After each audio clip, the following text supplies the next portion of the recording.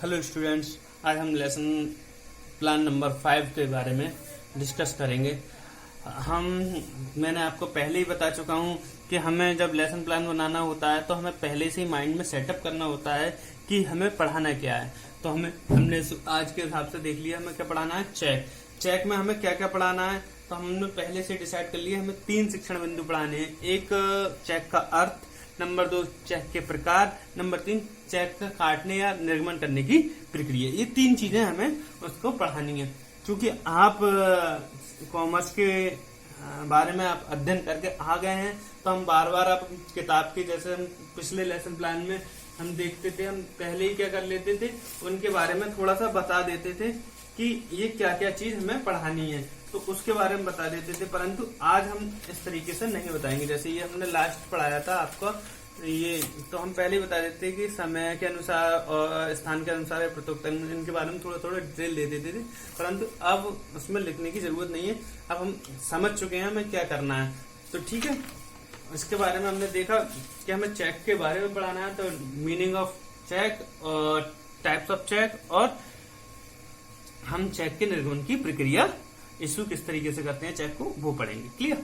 तो इसमें हमने देखा जो हमें एंट्री करनी है वह हम एंट्री कर देंगे। क्या क्या एंट्री करनी है? डेट, सब्जेक्ट, सब सब्जेक्ट, क्लास, वर्ग, कालांश और टाइमिंग। कितनी टाइमिंग की, जो भी आपको सुटेबल आपके क्लास में बताई जाए। जैसे आप पीपल टीचर होगे, जिस विद्यालय में जो भी टाइम ड्यूरेशन वगैरह होगी और जो भी पीरियड मिलेगा आपको, उस हिसाब से अपने ये डाटा एंट्री करनी है। टॉपिक हमारा चेक रहेगा, वो किस तरीके से निकल कर आना है वो हम अभी बताएंगे। जनरल ऑब्जेक्ट हमारे सब्जेक्ट से संबंधित होते हैं, ये लगभग सेम होते हैं, आप इन्हें पढ़ लीजिए, ये सब में सेम ही मिलेंगे। देखो ये मैंने लिखने का पैटर्न बदल देता हूं मैं हर लेसन प्लान में, जिससे हमें हमारी क्रियात्मक शक्ति या क्रिएटिविटी बढ़े। आप लोग भी इसी तरीके का यूज करिए। छात्र व छात्राएं व्यापार व्यवस्था का ज्ञान प्राप्त कर सकेंगे। छात्र वाणिज्य शिक्षा के द्वारा देश के आर्थिक विकास में सहायता प्रदान कर सकेंगे। छात्र व छात्राएं वाणिज्य संबंधी सिद्धांतों को, क्रियात्मक व्यवहारिक ज्ञान को विकसित कर सकेंगे। क्लियर। छात्रों में जीवन के प्रति यथार्थवादी दृष्टिकोण उत्पन्न होगा या विकसित हो सकेगा। क्लियर। अब हम कहते हैं स्पेशल ऑब्जेक्ट। स्पेशल ऑब्जेक्टिव्स हमारे कौन से होते हैं? टॉपिक से संबंधित होते हैं। स्पेशल ऑब्जेक्टिव छात्र चेक लिखे सकेंगे। छात्र चेक लिख सकेंगे, किस तरीके से चेक लिखे जाता है वो लिख सकेंगे। छात्र चेक द्वारा लेन देन कर सकेंगे और छात्र चेक के प्रति सकारात्मक दृष्टिकोण को विकसित कर सकेंगे। ये हमने सब्जेक्ट से संबंधित ये चीजें सीख ली। अगर आपको इस तरीके से स्पेशल ऑब्जेक्टिव ना बनाने आए तो आप 3 पॉइंट पढ़ा रहे हैं। कौन कौन सा पॉइंट पढ़ा रहे हैं? मीनिंग ऑफ चेक और number of type of cheque और इशू ऑफ चेक। तो आप ये लिखेंगे कि हम चेक का अर्थ जान सकेंगे, चेक के प्रकार के बारे में जान सकेंगे और चेक निर्गमन के बारे में जान सकेंगे। ये आप क्रिएटिविटी के अनुसार आप अपना किसी तरीके से चेंज कर सकते हैं, मगर हों ये टॉपिक से संबंधित हों और जनरल ऑब्जेक्टिव हमारे सब्जेक्ट से संबंधित हों। क्लियर। अब हम पूर्व ज्ञान के बारे में जान लेते हैं। छात्रों को क्या क्या पूर्व ज्ञान होगा।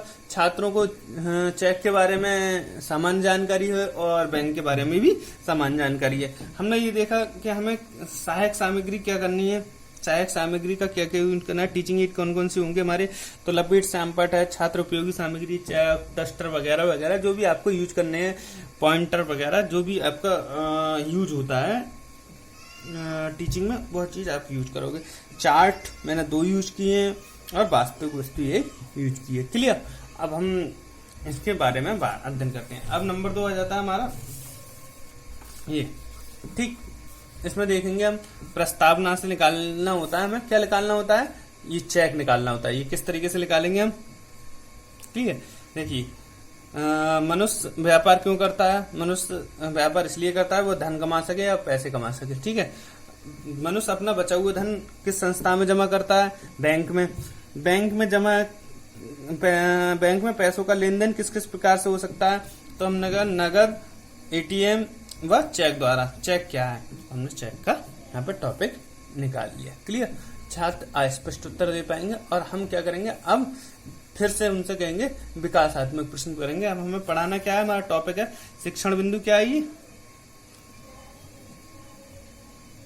फर्स्ट शिक्षण बिंदु है इसके बारे में हम अध्ययन करेंगे। इसमें हम क्या करेंगे, हम 3 डेवलपमेंट सॉरी इससे पहले हम ज्ञानात्मक नवीन ज्ञानवाद प्रस्तुतिकरण कर देंगे। चेक एक विनिमय पत्र है। छात्रों, आज हम चेक के बारे में विस्तार पूर्वक अध्ययन करेंगे। ये कथन विधि से हमने इसे दिखा दिया।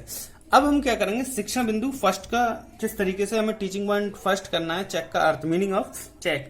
इसमें हम क्या करेंगे, पुराने ज्ञान से जोड़ेंगे और डेवलपमेंट क्वेश्चन करेंगे।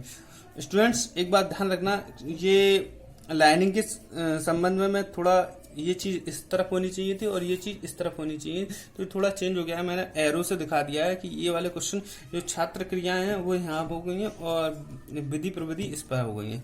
तो आप देख लीजिए चार्ट, छात्रों चार्ट में आप क्या देख रहे हैं, एटीएम, चेक, विड्रॉल फॉर्म, ठीक है। तो हम छात्रों ने बता दिया कि हम ये चीज देख रहे हैं। ये तीनों चीजों किस काम आती हैं, तो छात्रों ने कहा कि ये चीजें पैसे निकालने और किसी को भुगतान करने के काम आती हैं। चेक का अर्थ बताओ।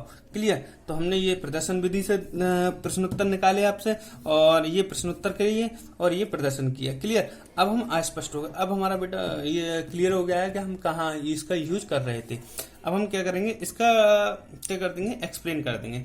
चेक एक शर्त रहित आदेश पत्र है। वह एक निश्चित राशि का लिखा जाता है और एक निश्चित व्यक्ति को भुगतान के लिए दिया जाता है। ये एक ऐसा विनिमय पत्र है जो व्यापार में बहुत ज्यादा उपयोग किया जाता है और एक ऐसा उपकरण है जो हमारे मतलब एक ऐसा प्रपत्र है जो व्यापारिक लेन देन को सरल व सुगम बनाता है। चूंकि हम नगद लेन देन में हमें बहुत सारी समस्याएं आती हैं जिससे हम उसका रिकॉर्ड नहीं रख पाते हैं या फिर चोरी चकारी का डर होता है, परंतु चेक से इसका कुछ नहीं होता है। क्लियर। तो चेक हमने पढ़ लिया। अब हमने कहा चेक एक शर्त रहित आज्ञापत्र होता है। वह एक निश्चित राशि का निश्चित व्यक्ति को भुगतान कर देता है।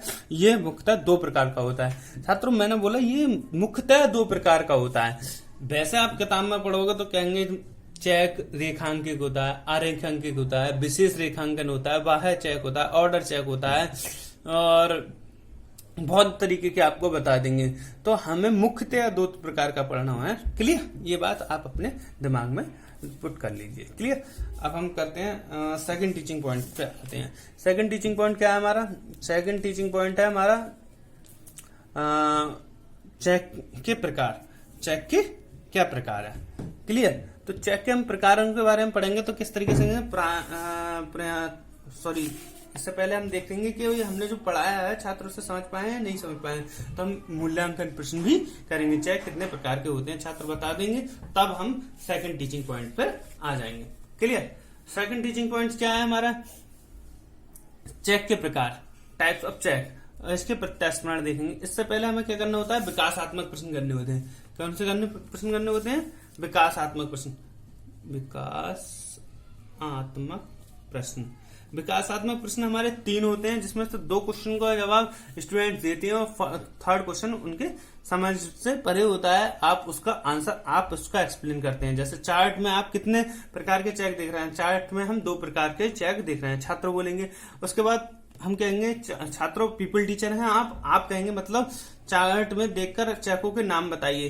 तो स्टूडेंट्स को कहेंगे अरेखांकित चेक और रेखांकित चेक। ये अरेखांकित चेक और रेखांकित चेक। और रेखांकित चेक व अरेखांकित चेक क्या होते हैं ऐसे स्पष्ट करिए, क्लियर करिए।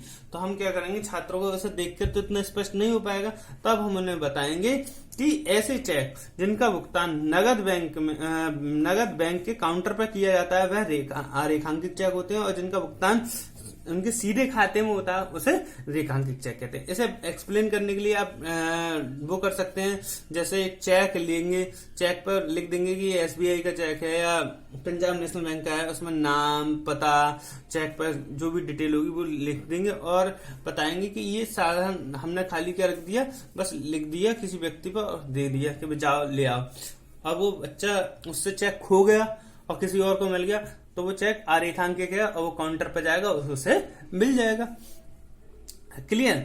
तो अरेखांकित चेक और रेखांकित चेक में हम क्या करते हैं, उसके खाते में लिख बस। अब हमने रेखांकित कर दिया, पे ओनली कर दिया, तो वो व्यक्ति के पास जाएगा और उस खाते में उस व्यक्ति को जो चेक दिया है उसमें क्या करेगा, वहां तक पहुंच जाएगा और काउंटर पे जाएगा, काउंटर पे दिखाएगा तो उसे कैश मतलब उसे मतलब नगद कैश ना मिलकर उसके खाते में आएगा। वो चेक वेरीफाई होगा कि किस व्यक्ति ने काटा और किस व्यक्ति को खाते में जाना है, तो वो खाते में आएगा, ना कि आपके कैश हाथ में आएगा। क्लियर? तो हमने उसको एक्सप्लेन कर देंगे। तो ये कौन सी विधि हुई हमारी? छात्र ध्यानपूर्वक सुन रहे हैं और एक्सप्लेन की है। अब एक्सप्लेन करने के बाद हम क्या करेंगे, उससे मूल्यांकन प्रश्न करेंगे। मूल्यांकन प्रश्न हमारे कौन से होता है? काउंटर पर भुगतान किस चेक का हो जाता है? तो छात्र बोलेंगे कि काउंटर पे भुगतान अरेखांकित चेक का हो जाता है। अगर वो उत्तर दे देते हैं तभी हमें थर्ड पॉइंट पे आना है, वरना और एक्सप्लेन करके उनसे ऐसे ही कुछ प्रकार के क्वेश्चन करने हैं जिससे वो सेटिस्फाई हो जाए, बच्चे उसका आंसर दे सकें। क्लियर? उसके बाद हमें देखना है चेक निर्गमन करने की प्रक्रिया। चेक निर्गमन करने की प्रक्रिया कौन कौन सी है? इसमें भी वही चीज आनी है, ज्ञान का प्रत्यास्मरण करना है, विकासात्मक प्रश्न करने हैं। इसमें भी 3 क्वेश्चन करने होते हैं, जिसमें से 2 क्वेश्चन को जवाब स्टूडेंट्स दे देगा और थर्ड क्वेश्चन का जवाब स्टूडेंट्स नहीं दे पाएगा। तो हम क्या करेंगे, आप मेरे हाथ में, हम 3 क्वेश्चन करेंगे। आप मेरे हाथ में क्या देख रहे हैं? तो हमने ये चेक बुक बना कर रखी है, बच्चों को चेक दिखाएंगे, चेक बुक दिखाएंगे तो छात्र कहेंगे कि हम आपके हाथ में चेक बुक देख रहे हैं, इसके अंदर क्या हुआ? तो छात्र कहेंगे इसके अंदर चेक है सर। तो चेक काटने या निर्गमन करने की प्रक्रिया के बारे में बताइए। तो छात्र अस्पष्ट उत्तर देंगे। फिर आप दोगे, क्या दोगे कि एक चेक लोगे, उस पर लिखोगे दिनांक लिखोगे, जिसको भुगतान करना है उसका नाम लिखोगे, या जिस संस्था को भुगतान करना है उसका नाम लिखोगे, धनराशि लिखोगे, धनराशि अंकों और शब्दों में लिखोगे, कटिंग ना हो, 2 पेन से ना हो, ये सारी चीजें बताओगे कि जैसे शुरुआत में नीले पेन से लिख दिया, बाद को काले पेन से लिख दिया, तो इस तरीके की बातें ना हो। और उसके बाद उस पर जो खाता धारक है, जैसे हम अपना चेक बुक दिखा रहे हैं तो हम अपने साइन करेंगे, और अगर किसी व्यक्ति का एग्जाम्पल दे रहे हैं, जैसे राम की केस बुक ले आए, हम चेक बुक ले आए, तो राम के ही साइन होंगे। और वो काट कर जब दे देगा किसी व्यक्ति को, उसमें भी 2 कंडीशन होंगी, रेखांकित चेक देगा या अरेखांकित चेक देगा। अरेखांकित चेक देगा तो वो काउंटर पे मिल जाएगा, उससे धनराशि मिल जाएगी, और अरेखांकित चेक देगा तो वो काउंटर पर राशि उसकी भुगतान नहीं होगा। क्लियर? इस तरीके से हम क्या करेंगे, ये पेमेंट व्याख्या कर देंगे। और व्याख्या करने के बाद हम ये देखेंगे, ये जो क्वेश्चन करे थे वो हमने प्रश्नोत्तर विधि से करे, चेक बुक दिखाई वो प्रदर्शन विधि की दिखाई, और व्याख्यान विधि में हमने ये चीज देखी कि ये चीज किस तरीके से व्याख्या कर रही है। क्लियर? उसके बाद हमने मूल्यांकन प्रश्न कर लिया। मूल्यांकन प्रश्न हमारा कैसा हो सकता है कि भाई चेक की राशि हम इन 2 भाषाओं में लिखते हैं, तो कहेंगे हम अंकों में भी लिखते हैं और इन्हें हम शब्दों में भी लिख सकते हैं। और हम ये भी पूछ सकते हैं कि चेक पर हस्ताक्षर किसके होते हैं, तो खाता धारक के हस्ताक्षर होते हैं। ये क्वेश्चन आपका आता जाता है। ठीक है, तो ये हमारे ये हो गया। उसके बाद हमारा लास्ट चरण होगा, भाई हम क्या करेंगे, संक्षिप्तीकरण।